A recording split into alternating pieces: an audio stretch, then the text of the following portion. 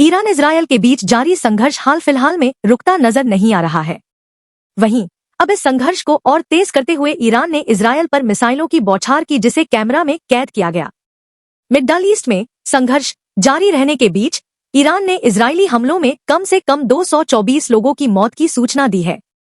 Iran की कई मिसाइलों ने इजरायल के एयर डिफेंस सिस्टम को ध्वस्त किया और देश में भारी तबाही मचाई, जिसकी वजह से कई इंफ्रास्ट्रक्चर्स को नुकसान पहुंचा।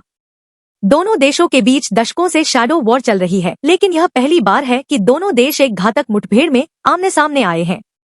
इजरायली अधिकारियों के अनुसार 13 जून से ईरान ने इजरायल पर लगभग 400 मिसाइलें दागी हैं, जिनमें से लगभग 40 ने एयर डिफेंस सिस्टम को ध्वस्त किया, जिससे 24 लोग मारे गए।